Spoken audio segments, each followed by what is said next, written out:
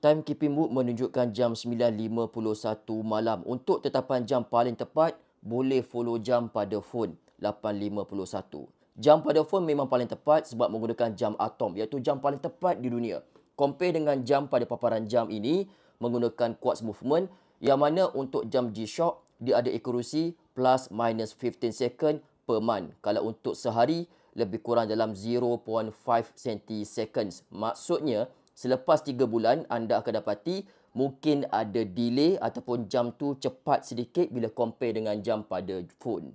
So, untuk tetapan jam, anda pergi sahaja, tekan button A untuk few seconds sampai dia blinking macam ni. Kemudian tekan button C, terus pergi dulu bahagian UTC. Tukarkan sahaja kepada zon masa di Malaysia. UTC di Malaysia adalah 8. So, untuk tukar, pergi ke button B untuk turunkan dia. Kalau untuk di button D, untuk naikkan nombornya.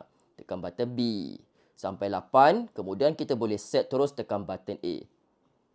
Dia akan pergi ke longitude. Abaikan yang ini. Pergi ke sampai timekeeping mode. Sekarang jam 8.52. Compare dengan sini 8.52. Dan kalau kita nak tukarkan daripada sistem 12 jam kepada sistem 24 jam, boleh sahaja tekan di button D. Selesai.